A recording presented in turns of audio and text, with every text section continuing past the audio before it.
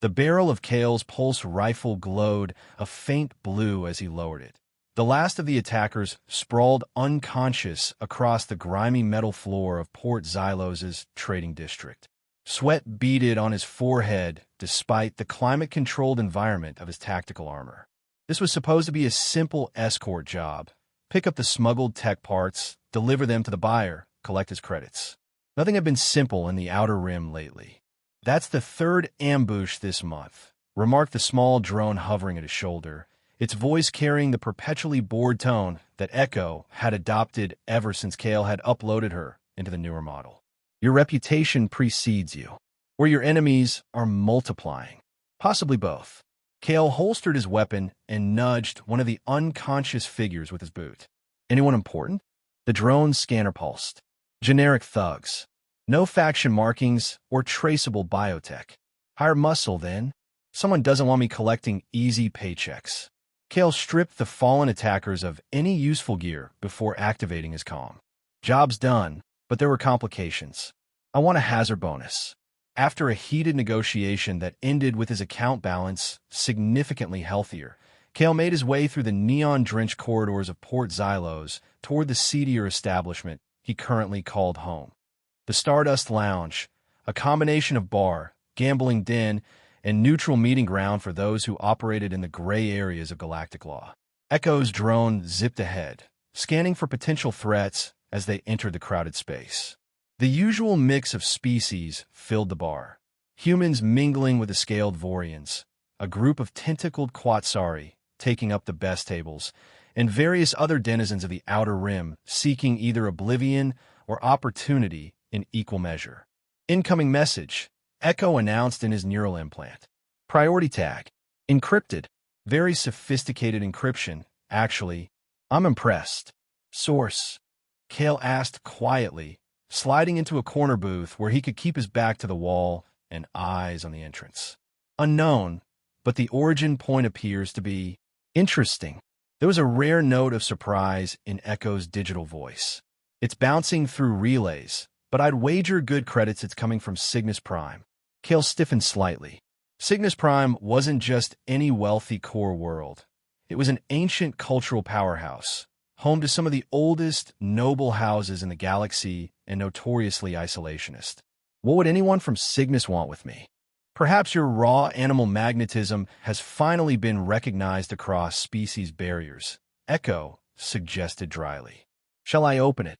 Kale nodded, and a moment later, a holographic projection materialized above the table. A hooded figure, features obscured but clearly wearing the formal attire of Cygnus nobility. Kalen Vance. The figure spoke, voice modulated to prevent identification. "Your services are required for a matter of the utmost discretion and importance. The safety of the Zoria royal lineage depends on it." Kale kept his expression neutral despite his surprise. "The Zoria family, the ruling house of Cygnus Prime. The compensation will be substantial," the figure continued. 300,000 credits, half upon acceptance, half upon completion. You will escort and protect 3 individuals to a secure location. Details will be provided upon your acceptance." The figure paused, then added with unmistakable gravity, "Time is of the essence. Lives hang in the balance, Vance. Do you accept?" Echo's drone hovered closer. "That's more than we've made in the last 6 standard months combined," she whispered, though the lack of specifics is concerning. Kale considered for only a moment. "I accept. Transfer the coordinates." The figure nodded once. "Coordinates sent. Come alone. Come armed. Trust no one." The hologram flickered out of existence. "Well," Echo said after a moment, "this is either the payday of a lifetime or an elaborate trap." "Probably both," Kale replied, already mentally cataloging the weapons he would bring. "Let's find out which." The coordinates led to a private docking bay at the far edge of Port Xylos, supposedly reserved for diplomatic vessels, but now eerily empty save for a sleek, unmarked transport ship. As Kale approached, his tactical visor highlighted multiple heat signatures inside, and the unmistakable energy readings of weapons fire. "Looks like we're late to the party," he muttered, drawing his pulse rifle and activating his shield generator. Echo, scan for structural weaknesses and give me a layout. 3 main assailants inside the ship, 2 more guarding the entrance. 6 friendly signatures, though 3 are stationary, potentially injured or hostages. The ship's systems are in lockdown, but I can bypass. A burst of weapons fire from the ship's entrance interrupted Echo's analysis. Kale rolled behind a nearby cargo container as energy. Bolts scorched the spot where he'd been standing. Or we could go with the direct approach. Echo commented as Kale returned fire, catching one of the guards with a precision shot to the shoulder that dropped him instantly. I always did prefer direct, Kale replied, tossing a flash grenade around the container. The resulting explosion of light and sound gave him the opening he needed. He vaulted over his cover, disabled the second guard with a swift blow to the head, and charged into the ship. Inside was chaos. 2 armored attackers were attempting to breach what appeared to be the ship's secure cabin, while a third exchanged fire with someone in the cockpit. None of them were expecting an attack from behind, and Kale exploited that advantage ruthlessly. 15 seconds later, all 3 assailants were neutralized, and Kale was proceeding cautiously toward the secure cabin, where his visor indicated 3 life signs remained. Whoever you are, called a commanding female voice from within. Identify yourself or prepare to face the consequences.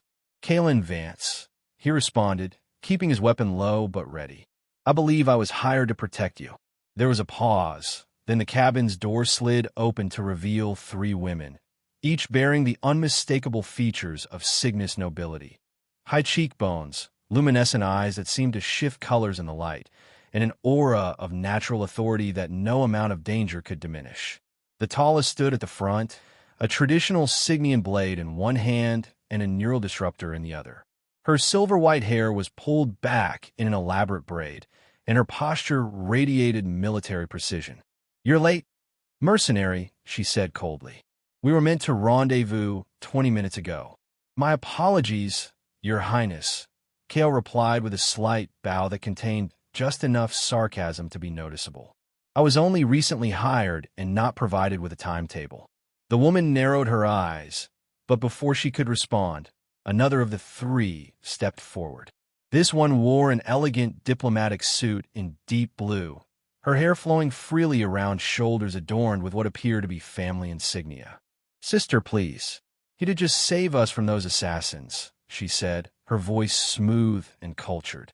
She turned to Kale with a smile that was pleasant but carefully measured. I am Sylvana. This is my elder sister, Lyra, and she gestured to the 3rd woman, who was hunched over a computer terminal, ignoring them completely. Our younger sister, Zara. At the mention of her name, Zara glanced up briefly. Unlike her sisters, she wore practical tech-enhanced clothing, and multiple holographic interfaces flickered around her fingers as she worked. What up, eh?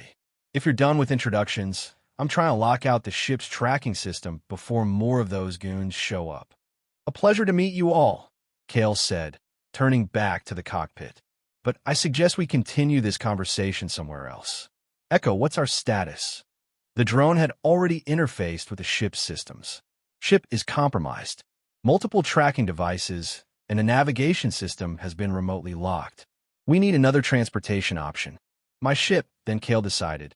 It's not as comfortable as this royal transport, I imagine, but it's secure and off any official registries.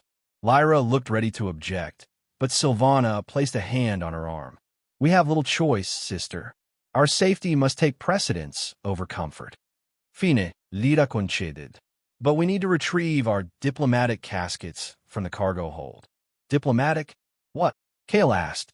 Royal possessions, Lyra replied curtly. Non-negotiable. Kale sighed. Echo scanned the cargo hold. 3 secure containers, heavily shielded. Can't determine contents, but no explosive or biological hazards detected. Good enough for me. Let's move quickly and quietly. Getting the 3 princesses and their mysterious cargo to Kale's ship proved more challenging than anticipated. Port security had been compromised, and they were forced to navigate through maintenance corridors and abandoned sections of the station. Lyra insisted on taking point alongside Kale, her blade at the ready despite his objections. Sylvana maintained a dignified calm, occasionally offering insights about patrol patterns she'd observed during their arrival. Zara brought up the rear, constantly monitoring security feeds through her portable tech. So, Kale ventured as they paused at a junction, waiting for a patrol to pass. Care to tell me why the royal family of Cygnus Prime is being hunted in an outer rim port? And who exactly I'm protecting you from? Need to know basis, Lyra replied without looking at him. And I very much need to know if I'm going to keep you alive, Kale countered. Sylvana sighed. It's a political matter. Factions within the Cygnus court are disputed about the succession. Our father is ill and certain. Elements would prefer that none of us assume the throne. All three of you are heirs. I am the primary heir, Lyra stated. My sisters are in the line of succession, and all three need to die for the coup to work, Zara added bluntly, not looking up from her interface. Lucky us. The explanation was sparse, but sufficient for the moment. When they finally reached Kale's ship, a modified GS-450 combat transport that balanced firepower with stealth capabilities, Echo had already prepped for departure. Welcome aboard the Nomad, Kale said as the airlock sealed behind them. It's not pretty, but it's fast and well-armed. It's a death trap, Zara muttered, eyeing the exposed wiring and patched hull sections. I count 17 different regulatory violations from here, none of which will be reported to authorities. I presume. Echo's voice came from the ship's speakers, causing all three sisters to tense. Given your current fugitive status, this is Echo, Kale explained. My AI companion. Don't worry, she's fully contained in my systems and guaranteed discreet. An illegal, unshackled AI, Lyra noted disapprovingly. Wonderful. I prefer ethically liberated digital entity, Your Highness, Echo replied.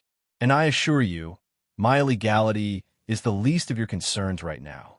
Before the situation could escalate, Kale intervened. Secure your cargo and strap in. We're leaving, and it might get rough. He wasn't wrong. Their departure from Port Xylos involved evading both station security and what appeared to be a light combat vessel that attempted to intercept them. Kale's piloting skills proved exceptional, as did the Nomad's surprising agility. Once they'd made the jump to hyperspace, he set the ship on autopilot and joined his royal passengers in the common area. Our destination is a secure facility on Halcyon's third moon, Lyra informed him. We have allies there who will help us regroup and plan our next move. Halcyon is 4 days' journey at standard hyperspace velocity, Echo noted. I suggest everyone get comfortable. Comfortable proved difficult. The Nomad had only 2 proper sleeping quarters besides Kale's own cabin, meaning the princesses would have to share. This arrangement led to the first of many disputes, primarily between Lyra and Zara, with Sylvana attempting to mediate. By the time they reached Halcyon's system, Kale had learned more about Royal Cygnian sibling dynamics than he ever wanted to know. Lyra was rigid, honor-bound, and perpetually concerned with propriety. Sylvana was diplomatic to a fault, always seeking the middle ground while revealing very little of her own thoughts. And Zara was brilliant but rebellious, constantly challenging both her sisters and Kale himself, once going so far as to attempt to access the Nomad secure systems, a move that earned her a stern lecture from both Echo and Lyra. The secure facility turned out to be an ancient temple complex, repurposed as a diplomatic safe house. They were greeted by an elderly Cygnian man in formal robes, who bowed deeply upon seeing the princesses.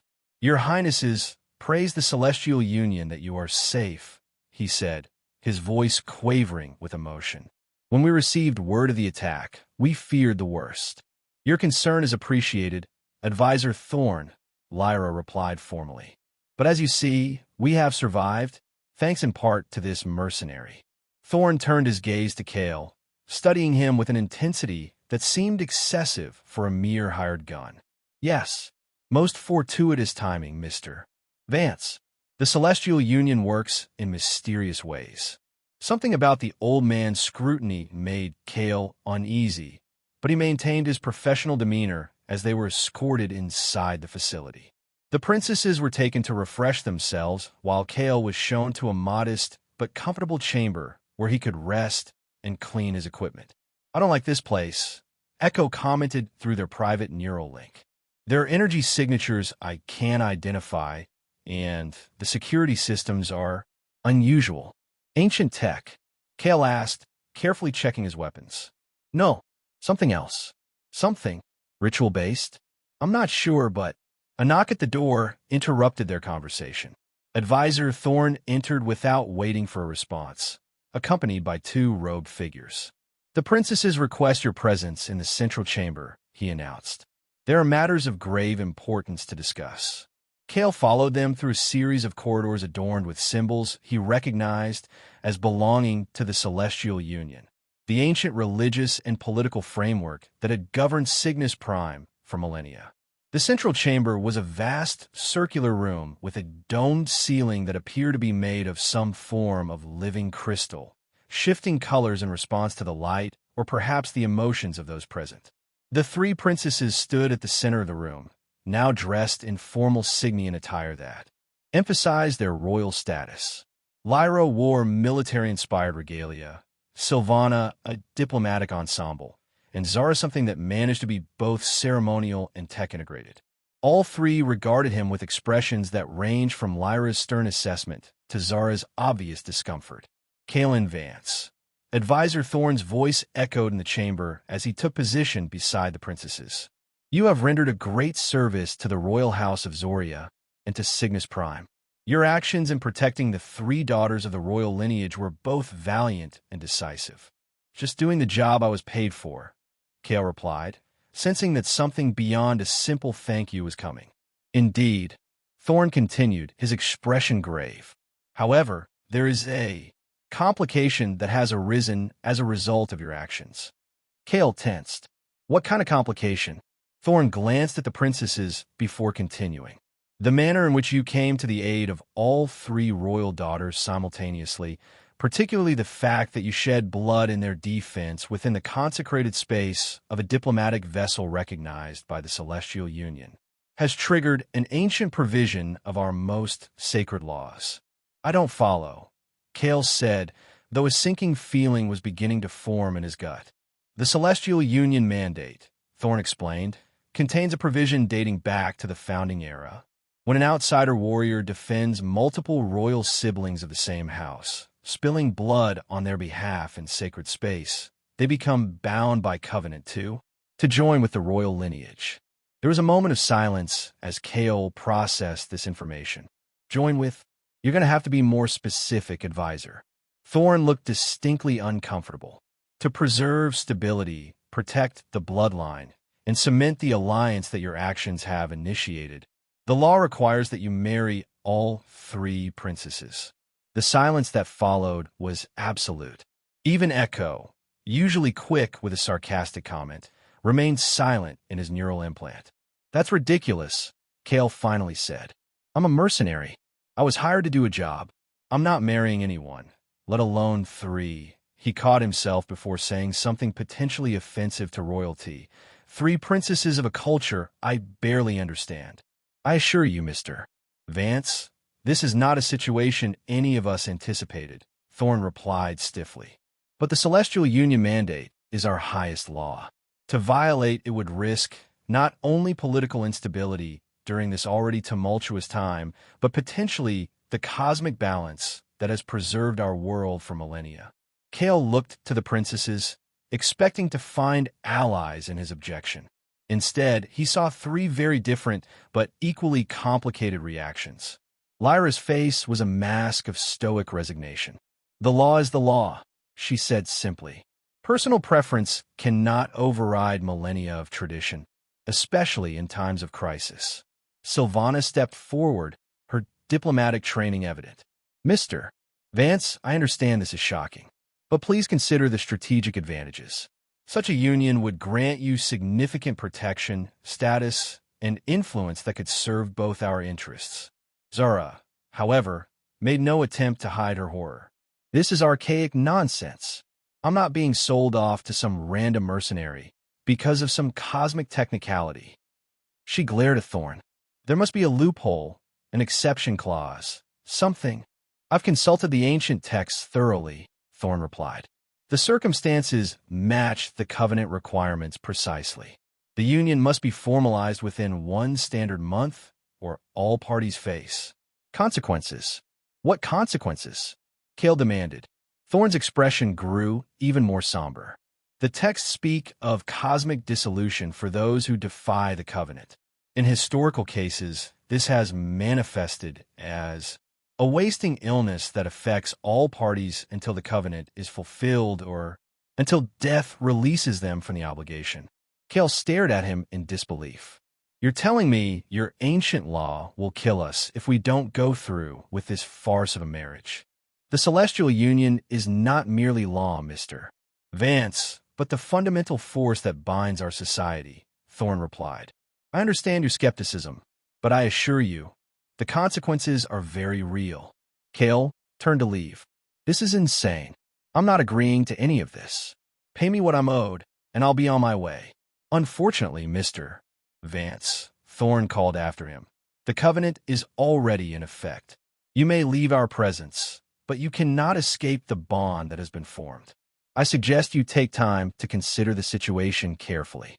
Cale stormed out of the chamber, making his way back to his assigned quarters where he could fume in private. Well, Echo's voice finally came through his neural implant. This is certainly an unexpected development in your career trajectory. From mercenary to royal consort in one easy step. Not helping, Echo. Just trying to lighten the mood. But in all seriousness, this situation warrants investigation. These cosmic consequences could be anything from actual mystical phenomena to elaborate psychosomatic conditioning, or even some form of bioweapon designed to enforce compliance with cultural norms. Cale paced the small room. What I want to know is why they're not fighting this harder. 3 princesses told they have to marry some random human mercenary? There should be more outrage. Perhaps there's something they're not telling us, Echo suggested. Something that makes this arrangement more necessary than they're letting on. Well, I'm not agreeing to anything until I get more information, Cale declared. And I'm certainly not marrying anyone because some ancient text says so. But as the next several days would prove, the situation was far more complex than a simple matter of refusing. The tension at the facility was palpable as Cale and the princesses attempted to navigate their new, uncomfortable reality. Formal meetings became awkward affairs, with Lyra treating Cale with rigid professionalism that barely masked her discomfort, Sylvana making increasingly elaborate diplomatic overtures, and Zara alternating between open hostility and determined avoidance. 5 days into their stay, as Cale was conducting maintenance on his weapons in one of the facility's workshops, Lyra found him alone. Mr. Vance, she began formally, I believe we should discuss combat strategy and security protocols. If we are to continue this arrangement, I need to know that your methods are compatible with our needs. Cale recognized the olive branch for what it was, an attempt to find common ground in the familiar territory of tactics and security. Of course, Your Highness. I'm always open to comparing notes on how not to get killed. What began as a stilted discussion of defensive positions gradually evolved into a sophisticated exchange of combat philosophies. Lyra, it turned out, was highly trained in traditional Signian martial arts as well as modern warfare techniques. Her insights were sharp, her analysis precise. You rely too heavily on technology, she noted as they moved from discussion to demonstration, circling each other in the facility's training area. What happens when your shields fail or your weapons malfunction? That's why I maintain multiple redundant systems, Cale replied, dodging her practice strike, and train for worst-case scenarios. Preparation is good, Lyra acknowledged, deflecting his counterattack with graceful efficiency. But flexibility is better. The warrior who can adapt to any situation is the one who walks away alive, Cale finished. An old mercenary saying. For the briefest moment, something like approval flickered across Lyra's features. Perhaps there is wisdom in the outer rim after all. Later that evening, it was Sylvana who sought him out, finding him on one of the facility's balconies watching the triple moons of Halcyon rise. Beautiful, Aren't they? She said, joining him at the railing.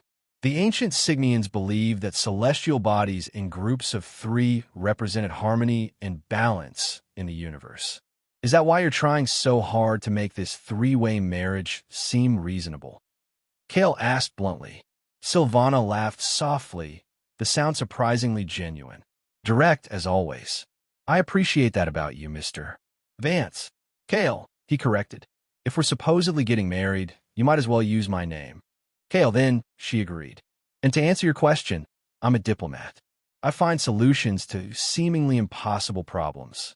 This situation is unusual, certainly, but not insurmountable.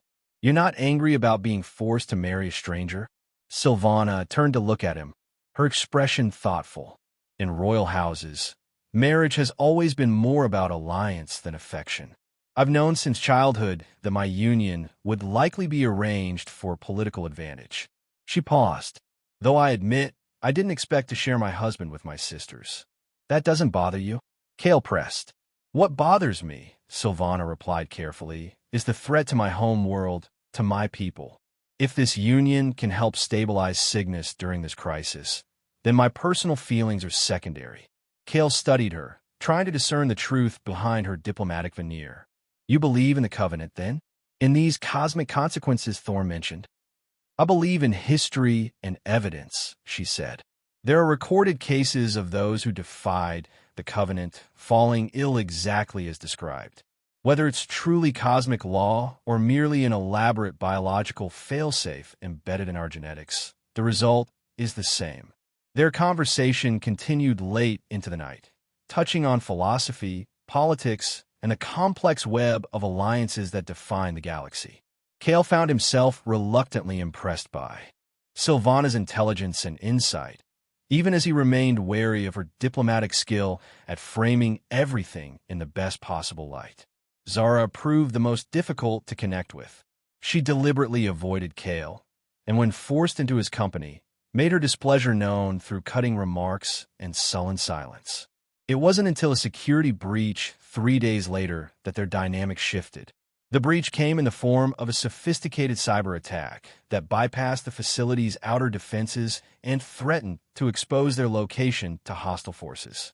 Kale found Zara in the communications center, surrounded by holographic interfaces, her fingers flying across virtual keyboards as she attempted to counter the intrusion. Need help? He offered, expecting to be rebuffed. To his surprise, she nodded tersely. You know anything about quantum encryption protocols?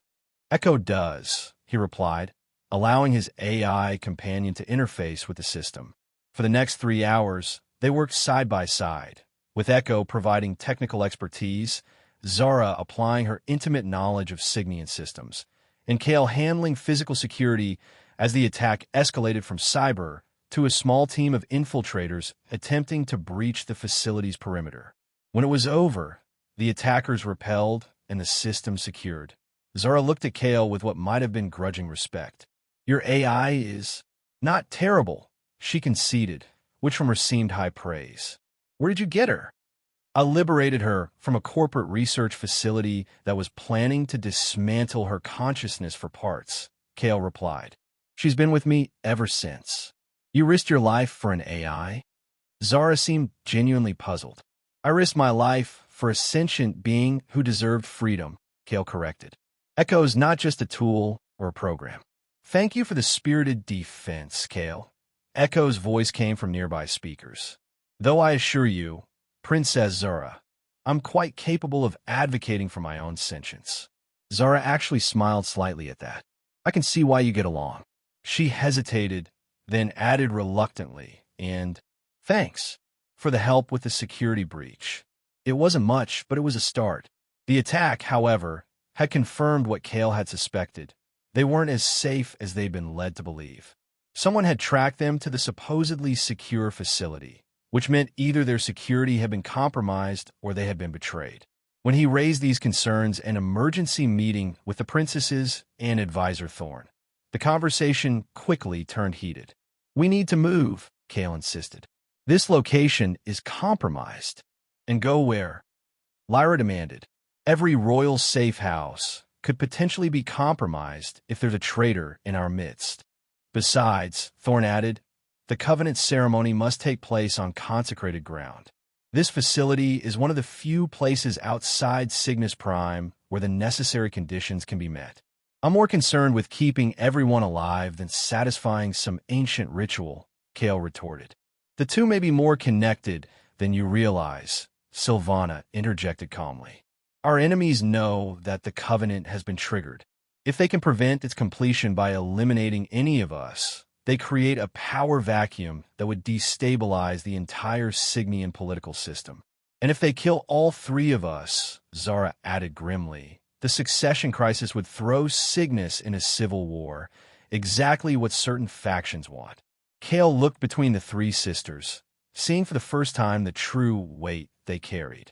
You're saying this marriage isn't just about some mystical law. It's a political move to prevent war. It's both, Thorn replied. The Celestial Union mandate has always served both cosmic and practical functions. In this case, your union with all three princesses would create an unbreakable alliance that would make it much harder for any faction to dismiss the legitimacy of the succession. But why me? Kale asked. I'm nobody, an Outer Rim mercenary with no political connections. That's precisely why, Sylvana explained. You're a neutral party with no existing ties to Cygnian factions. And now, you've demonstrated both the combat prowess and tactical thinking necessary to protect the royal line. Kale wasn't entirely convinced, but he could see the strategic logic. Still, he wasn't ready to commit to a lifetime binding himself to three women he barely knew, no matter how intriguing he might secretly find them. First things first, he declared. We need better intelligence. If we're going to counter these attacks, we need to know who's behind them and what they're really after. Agreed, Lyra said, surprising him with her support. I propose a reconnaissance mission to gather information. A small team would attract less attention. I know someone on Meridian Station who might have information, Zara suggested. An information broker I've dealt with before. But we need to be discreet. Royal faces tend to be memorable. I can handle that, Sylvana said confidently. Diplomatic disguise is a specialty of mine. And so, against Thorn's strenuous objections, a plan was formed. Kale would take Zara and Sylvana to Meridian Station while Lyra remained behind to coordinate defense and maintain the royal presence at the facility. The mission, gather intelligence on who was targeting the princesses and why. The trip to Meridian Station was tense. Kale's ship, while designed for stealth, wasn't built for comfort, especially with two royal passengers in used to cramped quarters and military-style accommodations. Zara spent most of the journey either complaining about the ship's outdated systems or attempting to upgrade them without permission. Sylvana, meanwhile, used the time to brief Kale on the complex political landscape of Cygnus Prime.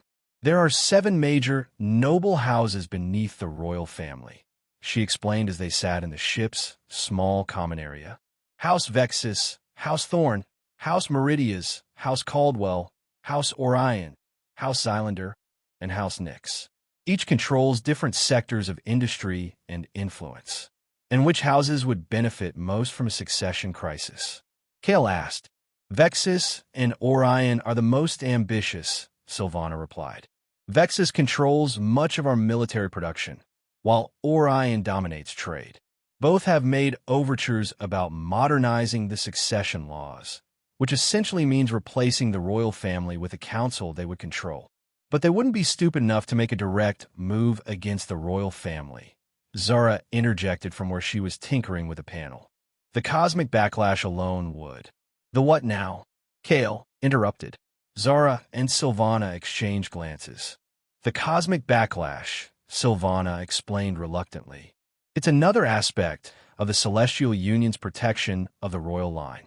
Any direct violence against royal blood by Cygnian nobility triggers consequences.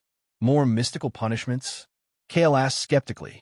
You can call it mystical, biological, or technological, Zara said with a shrug. But it's real. The last noble who tried to assassinate a royal ended up with his entire bloodline suffering genetic collapse within 3 generations. That's why they'd use outsiders, mercenaries, assassins, to do their dirty work. Meridian Station loomed ahead of them, a massive trading hub that served as a neutral ground for dozens of species and factions. Unlike the neon grime of Port Xylos, Meridian presented a facade of respectability, though Kale knew the corruption ran just as deep, merely better concealed. Sylvana had indeed proven skill to disguise. With subtle facial prosthetics, eye color modifications, and a complete change of demeanor, she transformed herself from regal diplomat to hardened traitor. Zara required less alteration. Dressed in generic tech worker coveralls with her royal insignia hidden, she could pass for any of the thousands of tech specialists that kept the station running. Remember, Kale warned as they prepared to disembark, we're here for information only. No heroics, no drawing attention. Please, Zara rolled her eyes. I've been sneaking out of the palace since I was 12. I know how to be discreet. That explains so much about your development, Sylvana murmured, earning a glare from her younger sister. Zara's contact was located in the station's tech district, a labyrinthine sector filled with repair shops, data brokers, and black market technology vendors. The information broker operated out of what appeared to be a modest cybernetics shop, though Kale quickly noted the sophisticated security measures hidden beneath the shabby exterior. Reza only deals with me, Zara informed them as they approached. So let me do the talking.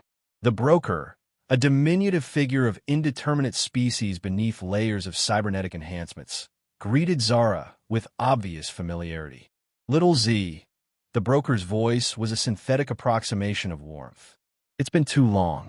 Your usual information package is ready, but I sense you're here for something specific. I need everything you have on recent movements against the royal family, Zara said without preamble.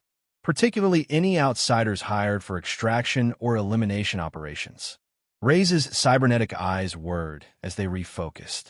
Dangerous waters, little Z, even for you.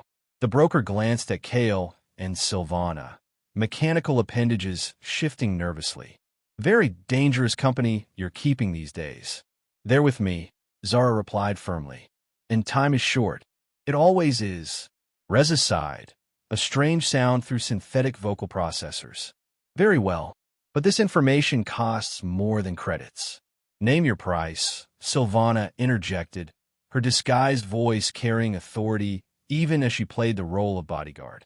A royal encryption key, Reza said, looking directly at Zara. One with access to the celestial archives.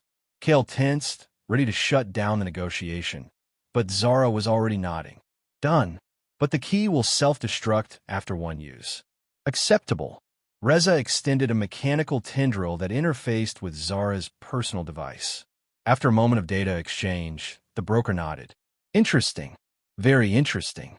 What is? Kale demanded. The attacks on the royal family aren't coming from the expected sources, Reza explained, displaying a holographic network of connections. Neither House Vexus nor Orion is behind it. At least not directly. The mercenaries and assassins were hired through a complex chain of intermediaries leading back to here. The hologram zoomed in on a pulsing node labeled Celestial Guard Interior Division.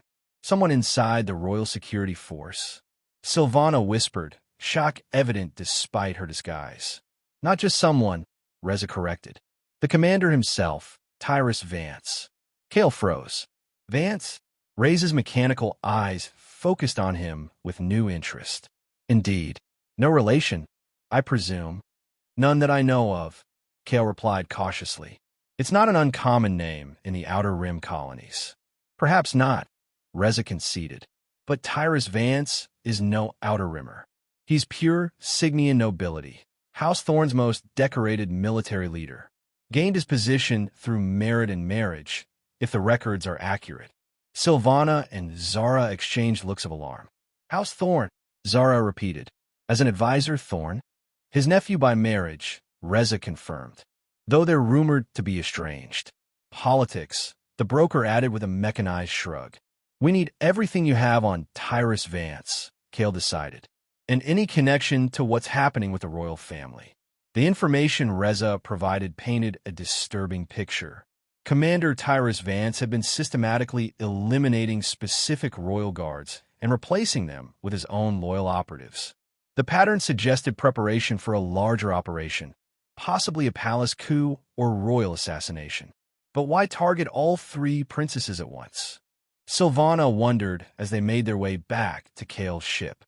Traditional Cygnian power grabs usually focus on eliminating the primary heir while co-opting or marrying the others. Unless there's something special about having all three of you together, Kale suggested, his mind working through possibilities.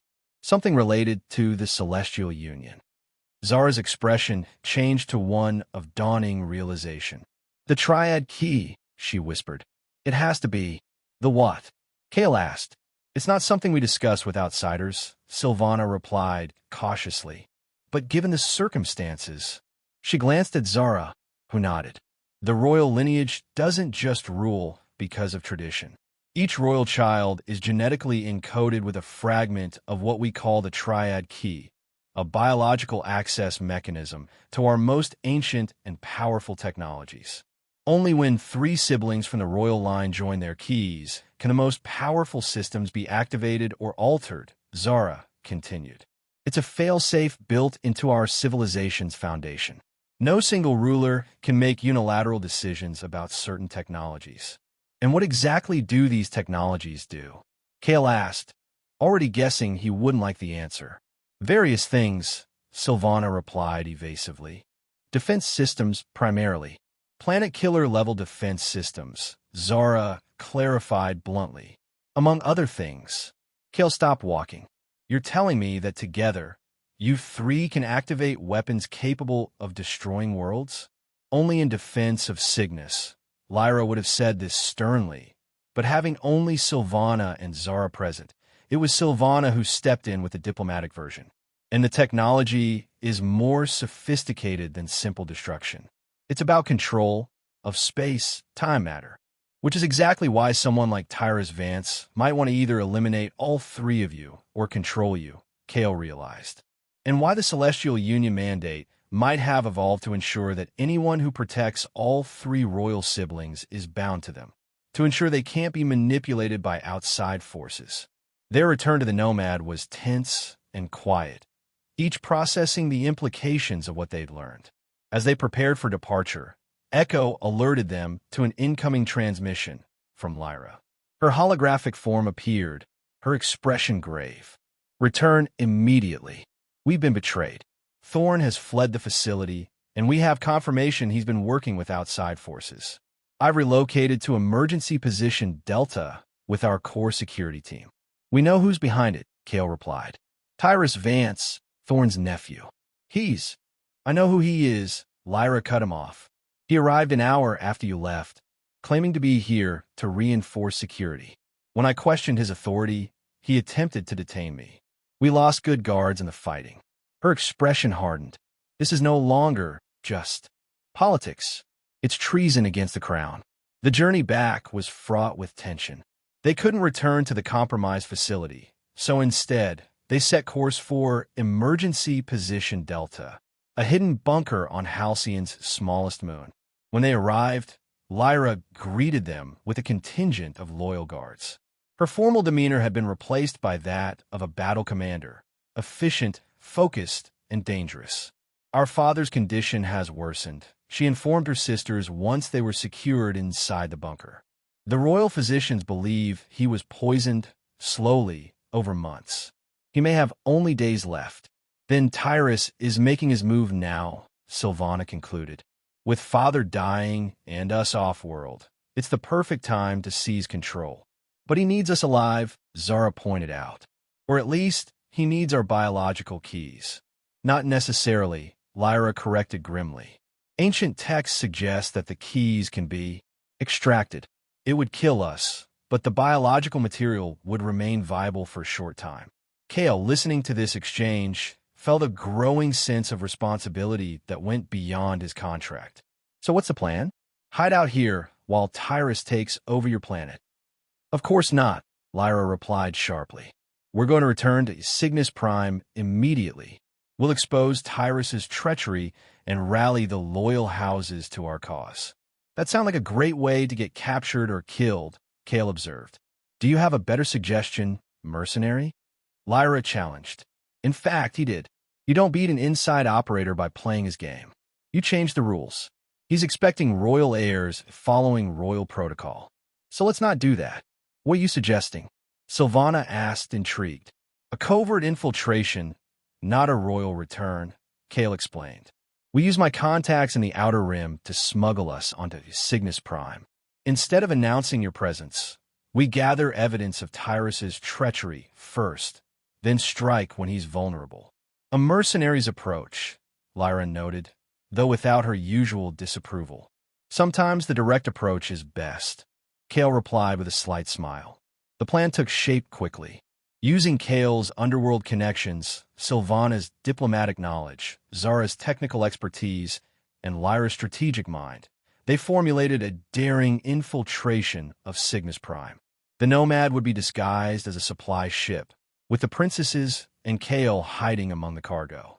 As they made preparations, Kale found himself working closely with each sister, and in the process coming to understand them better than he had before.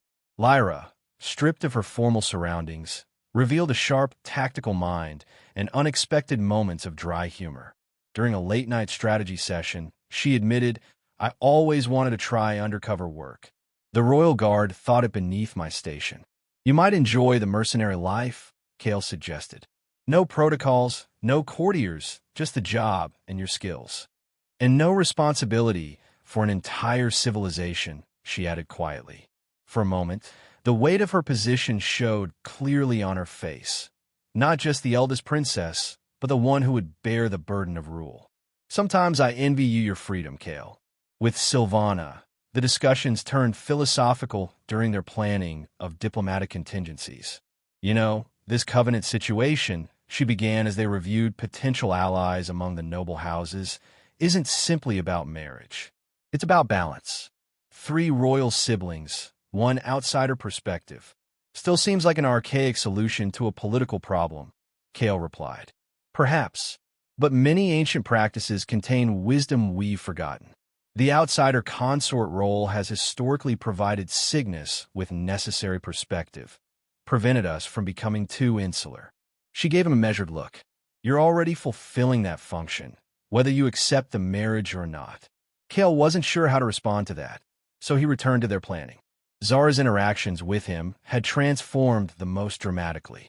Her initial hostility had been replaced by a wary respect, particularly after he helped her construct a specialized scrambling device for their infiltration. You know, she said as they worked side by side, when I first met you, I thought you were just another mindless brute with a gun. And now? Kale asked, amused. Now I think you're a brute with a gun and some decent tech skills, she replied with a smirk. An improvement. High praise from a royal tech genius, he noted, matching her tone. Zara's expression turned serious. This whole marriage thing, I still think it's ridiculous. But if I had to be forced into a political marriage with someone... She didn't finish the sentence, instead focusing intently on the device in her hands.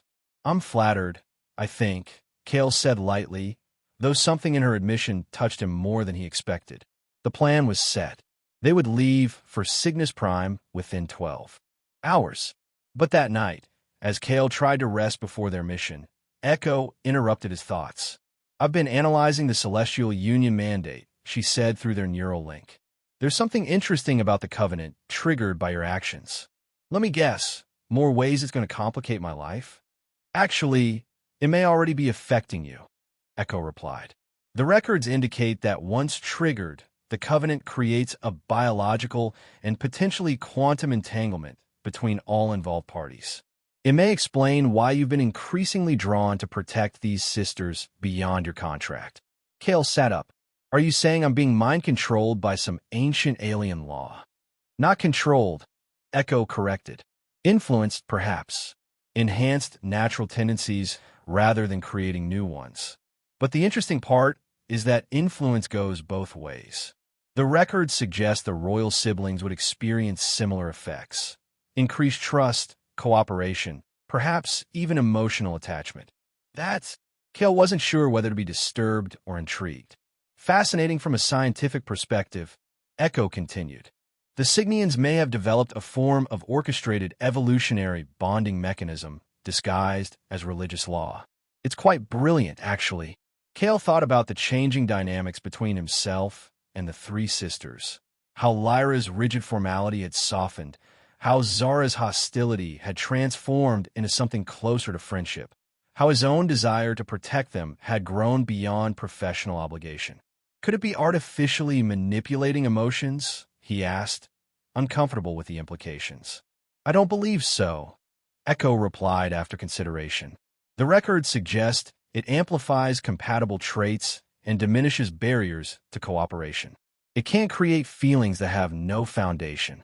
Before Kale could process this further, an alarm sounded throughout the bunker. They were under attack.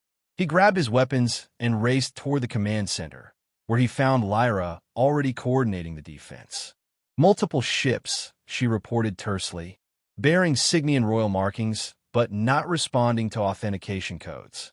Tyrus? Kale asked. Almost certainly. He must have tracked us somehow. Or someone betrayed our location, Sylvana suggested as she joined them, already dressed for combat in a diplomatic protection suit. Zara burst in last, her technical interfaces streaming data. They've disabled our long-range communications and are jamming short-range. We're cut off. Options? Kale asked, falling into tactical planning. We have 2 escape shuttles, Lyra replied. But they'll be expecting us to run. Then we don't all run, Kale decided. We split up, make them divide their forces. Tactical analysis suggests highest survival probability if we separate into 2 groups, Echo added, projecting a holographic battle plan.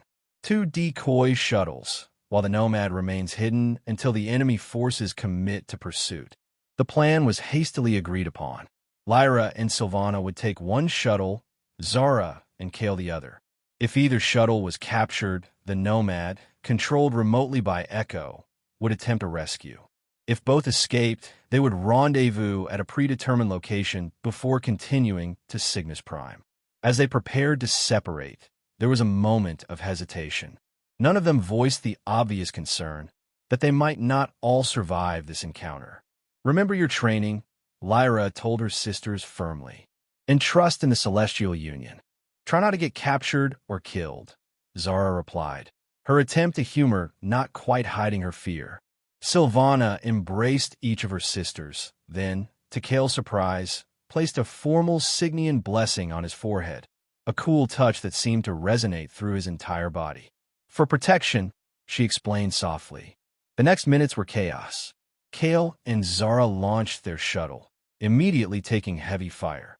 His piloting skills were tested to their limits as he evaded Cygnian military vessels, while Zara worked frantically to jam their targeting systems. They're focusing more on us than the other shuttle, Zara noted as they narrowly avoided another barrage. Good, Kale replied grimly. That was the plan. Keep Lyra safe at all costs. They breached the atmosphere of Halcyon's moon, diving into its dense cloud cover, but 3 enemy ships stayed on their tail. A direct hit to their engine housing sent warning lights flashing across the controls. We're losing power, Kale announced, fighting with the failing systems. Prepare for crash landing. Zara looked at him, fear and determination mingling in her expression. If they capture us. They won't, Kale promised. The shuttle plunged through the clouds toward a rocky landscape below. With his last bit of control, Kale aimed for a narrow canyon that might provide cover. The impact was jarring despite the inertial dampeners, throwing them against their restraints before emergency systems engaged. You alive? Kale asked, checking Zara for injuries. Unfortunately, she groaned, unstrapping herself. Now what? Now we run. Kale grabbed essential survival gear and weapons. This canyon should mask our life signs temporarily, but they'll have ground forces here soon. They moved quickly through the rugged terrain, Zara proving surprisingly adept at traversing the difficult landscape despite her royal upbringing. When they paused to check their pursuers' positions, she explained, I used to sneak out to the forbidden cliffs beyond the palace. This isn't so different. Rebellious in everything, Kale noted with approval. Not everything, she replied. I've always been loyal to my sisters and Cygnus, just on my own terms. They continued their evasion for hours, using the canyon system to stay ahead of search parties. As night fell on the moon, they found shelter in a small cave, its entrance barely visible among the rock formations. Echo. Kale attempted contact through his neural implant. Status update. To his relief, Echo's voice responded, though with significant interference. Lyra and Sylvana's shuttle escaped pursuit. The Nomad remains hidden.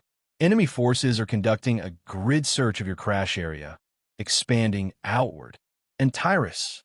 No visual confirmation, but communication suggests he's leading the operation personally. He wants the princesses alive. Of course he does, Zara muttered. Can't extract our genetic keys if we're dead. They settled in for a cold night, sharing the limited thermal blankets from their survival kit. The closeness was awkward at first. A princess and a mercenary huddled together for warmth. But survival quickly overcame royal protocol. Do you think they're okay? Zara asked quietly in the darkness. Lyra and Sylvana. Your sisters are capable women, Kale replied. And they have each other. They'll be fine. We've never been separated during a crisis before, she admitted. Always together, the three of us. It's unsettling. Kale thought about Echo's revelation regarding the Covenant. The biological and quantum connections potentially forming between them all. You can still feel them, though, can't you? Some sense that they're alive. Zara looked at him sharply. How did you know that? Just a guess, he said, though it confirmed Echo's theory. Get some rest. I'll take first watch. But rest proved elusive for both of them. The distant sounds of search parties kept them alert, and the cold seeped through their makeshift bedding. Eventually, Zara broke the silence. This Covenant thing, she began hesitantly. Do you feel it too? This pull. Kale considered denying it, but found himself answering honestly. Yes, it's subtle, but it's there. I should hate it, she continued. Being bound to someone by some ancient biological imperative. It goes against everything I believe about choice and self-determination. But, Kale prompted when she fell silent. But it doesn't feel like a violation, she admitted reluctantly. It feels like a recognition, like something that was already possible just became more likely. She shook her head. That doesn't make sense. It does, actually, Kale replied, thinking of Echo's explanation. Maybe the Covenant doesn't create feelings that weren't there. Maybe it just illuminates compatible paths. They fell silent again, the implication of his words hanging between them. Eventually, fatigue overcame them, and they slept in shifts, always alert for approaching danger. Morning brought new challenges. Search parties had moved closer during the night, and their limited supplies wouldn't last long. They needed to move, but the open terrain beyond the canyon would leave them exposed. I might be able to boost our signal enough to contact the Nomad, Zara suggested, examining their communications equipment. But it would also alert the search parties to our location. Worth the risk if we're about to be found anyway, Kale decided. While Zara worked on the communications device, Kale scouted the area around their hiding place. What he saw confirmed his fears. They were being systematically surrounded. Time's up, he told Zara when he returned. They're closing in from all directions. I've almost got it, she replied, not looking up from her work. Just need another minute. We don't have a minute, Kale warned, checking his weapons. We need to move now. There, Zara exclaimed as the device emitted a series of coded pulses. Message sent. Echo will. The sound of energy weapons charging outside interrupted her. A voice amplified by military-grade speakers echoed through the canyon. Princess Zara Zoria and companion. You are surrounded. Surrender peacefully, and you will not be harmed. Resistance will be met with necessary force. Kale and Zara exchanged looks. Options, she asked. Limited, he admitted, but I'm not surrendering you. To Tyrus. Then we fight, she decided, drawing a concealed energy pistol from her tech suit. No, Kale replied firmly. I fight. You hide. He pointed to a narrow crevice at the back of the cave. That likely connects to other passages in the canyon system. Follow it as far as you can. I'll hold them off, give you time. That's suicide, Zara protested. Maybe, but I gave my word to protect you and your sisters. This is me keeping it. Kale. Zara's voice softened. The covenant works both ways. I can't just leave you to die. Before he could argue further, the sound of approaching footsteps forced a decision. Kale positioned himself at the cave entrance, weapons ready. Go, Zara. Now. To his surprise, she stepped forward and kissed him quickly, a fierce, unexpected gesture. This isn't over, she promised, then slipped into the crevice and disappeared. Kale turned to face the entrance, a strange calm settling over him. If this was his last stand, at least it was for someone he had chosen to protect. The first attackers appeared at the cave mouth, and Kale opened fire. His combat training took over, each shot finding its mark with deadly precision. But there were too many, and eventually, return fire forced him deeper into the cave. A flash grenade rolled in, and despite his attempt to shield his eyes, the blast temporarily blinded him. In that moment of vulnerability, stun rounds hit him from multiple directions, sending him to his knees, then to the ground. As consciousness faded, Kale heard a familiar voice, cultured, authoritative, and coldly amused. So this is the infamous mercenary who's been causing us so much trouble. Bring him. He'll lead us to the princess. Then darkness claimed him. Kale awoke to pain, deliberate, calculated pain designed to disorient without causing permanent damage. He was restrained in what appeared to be the brig of a Cygnian military vessel, his neural implant disabled, cutting him off from echo.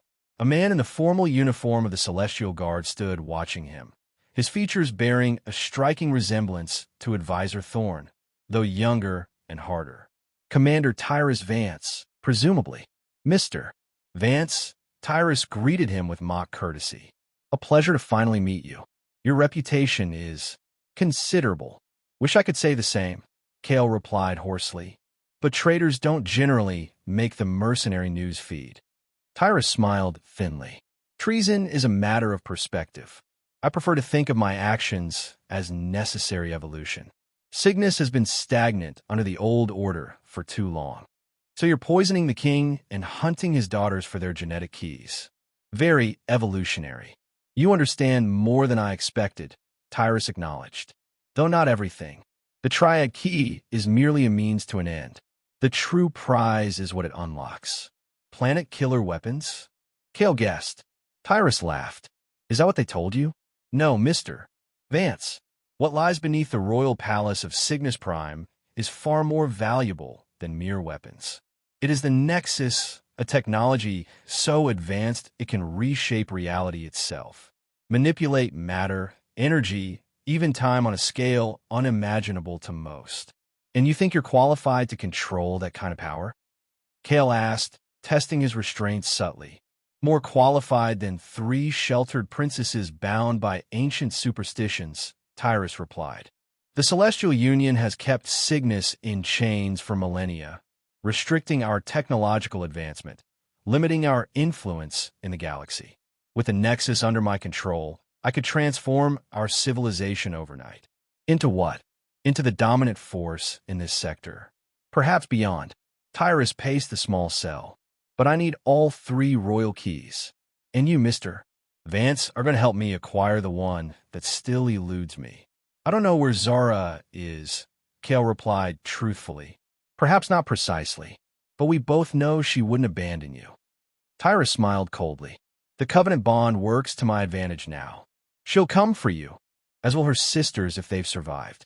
The bond between you all is too strong to resist. Kale felt a chill at the confirmation that Tyrus understood the covenant's effects. You seem to know a lot about ancient Cygnian law for someone who claims to reject tradition. I study what is useful, discard what is not. Tyrus leaned closer. For instance, did you know that if one party to the covenant dies before it's fulfilled, the others experience significant trauma, physical pain, cognitive disruption, sometimes worse? The ancient texts describe it as the sundering of souls. The threat was clear. If Kale didn't cooperate, Tyrus would kill him to incapacitate the princesses. But cooperation meant betraying them. I won't help you, Kale stated firmly. You already are, Tyrus replied, checking a communication device. Our sensors detected a small ship approaching just minutes ago, matching the profile of your vessel, the Nomad. It seems your rescue party has arrived. Kale kept his expression neutral, but inside, he felt a surge of both hope and dread. Echo must have received Zara's message and brought the ship, possibly with Lyra and Sylvana aboard. They were walking into a trap. Now, Mr. Vance, Tyrus continued pleasantly, you have a choice.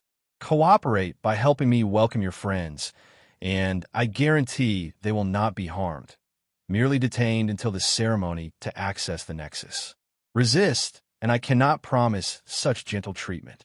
And if I cooperate, what happens after you access this Nexus? Tyrus shrugged.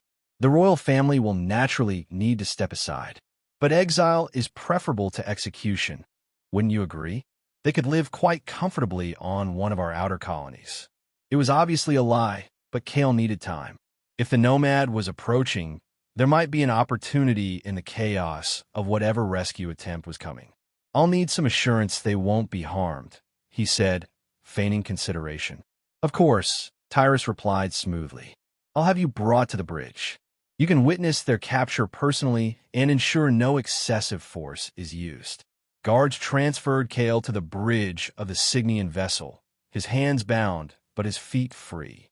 The large view screen showed the approaching Nomad, still maintaining a cautious distance. They're hailing us, a communications officer reported. Put them through, Tyrus ordered. Audio only. Echo's voice filled the bridge, a welcome sound to Kale's ears. Cygnian vessel, this is the independent transport Nomad. We are on a sanctioned diplomatic mission and request safe passage. Nomad, this is Commander Tyrus Vance of the Celestial Guard, Tyrus replied formally. We detected weapons fire in this sector and are conducting a security operation. Please identify all personnel aboard. There was a pause before Echo responded. We are carrying diplomatic representatives seeking audience with the royal court of Cygnus Prime. I see, Tyrus smiled. Then you won't object to a standard security inspection before proceeding. Please prepare for boarding. Another pause. We respectfully decline boarding, Commander. Our diplomatic status is not recognized during a security crisis, Tyrus interrupted. Nomad, you will power down and prepare for boarding, or we will be forced to take defensive measures. Kale watched the exchange with growing tension. The Nomad was outgunned by Tyrus's military vessel. A direct confrontation would be disastrous. Very well, Echo finally responded. We are powering down systems. Request gentle treatment of our diplomatic personnel. Of course, Tyrus replied, then cut the transmission. He turned to his security team. Prepare boarding parties. I want all occupants secured and brought directly to me. As the crew bustled with activity, Tyrus approached Kale. You see, no violence necessary when reasonable minds prevail. What happens when you have all three sisters? Kale asked, buying time as he assessed the bridge for weaknesses, escape routes, anything he could use. The Nexus Awakening ceremony requires the 3 royal key holders and a witness of pure intent, Tyrus explained. Traditionally, that role would fall to the royal consort, which would have been you, had things progressed according to the covenant. A role I'll now have to fill myself. The covenant specified me specifically, Kale pointed out. You can't just substitute yourself. Tyrus's expression darkened slightly. The covenant is ultimately biological, not mystical. With the right technological assistance, the royal keys can be redirected. It will be painful for the princesses, but survivable. A new alert sounded on the bridge. Sir, an officer called. We're detecting unusual energy readings from the Nomad. What kind of readings? Tyrus demanded. Unknown, sir, but they're increasing rapidly. Kale felt a smile tug at his lips. Echo had something planned. Boarding teams, accelerate procedure, Tyrus ordered. I want that ship secure now. The view screen showed Cygnian soldiers approaching the Nomad in boarding shuttles. They reached the airlock and began forcing entry procedures. Sir, we've breached the Nomad's outer doors, came the report. Proceeding to enter, the transmission cut off abruptly. What happened? Tyrus demanded. Unknown, sir. We've lost contact with the boarding team. The energy readings from the Nomad continued to climb. Suddenly, its engines flared to life. They're powering up, an officer shouted. Weapons systems activating. Impossible, Tyrus muttered. They power down. Raise shields. Target their engines. But before the Cygnian vessel could react, the Nomad fired. Not energy weapons, but what appeared to be a concentrated EMP burst directly at the bridge. Systems flickered and died around them as the electromagnetic pulse overloaded circuitry. In the momentary chaos, Kale made his move. With the guards distracted, he drove his shoulder into the nearest one, using the man's own weapon to cut his restraints before rendering him unconscious. Alarms blared as emergency systems tried to compensate for the damage. Stop him! Tyrus shouted through the confusion, drawing his own sidearm. Kale ducked behind a console as energy bolts sizzled over his head. The lights flickered again as a second EMP hit the vessel. Through the view screen, Kale could see the Nomad performing an impossible maneuver, positioning itself directly above an open maintenance hatch on the Cygnian ship's hull. They're attempting a direct boarding, someone shouted. Tyrus was issuing orders, trying to regain control of his vessel, when the bridge doors exploded inward. Through the smoke stepped Lyra, resplendent in traditional Cygnian battle armor, her ancestral blade glowing with energy. Commander Tyrus Vance, she announced formally, you are guilty of treason against the crown and attempted regicide. Surrender now. Guards moved to intercept her, but they were unprepared for a royal-trained warrior. Lyra moved with deadly grace, her blade cutting through their weapons while she delivered precise, disabling blows. Kale used the distraction to make his way around the bridge toward Tyrus, who was backing toward an escape route. Before he could reach him, the ship rocked with another impact. Secondary breaches throughout the vessel. A remaining officer reported frantically. We're being boarded from multiple points. The bridge doors opened again, and this time it was Sylvana who entered, not in battle armor like her sister, but in the formal attire of a royal diplomatic envoy. Behind her came representatives of multiple noble houses, their expressions grim. The evidence of your treachery has been presented to the High Council, Sylvana announced.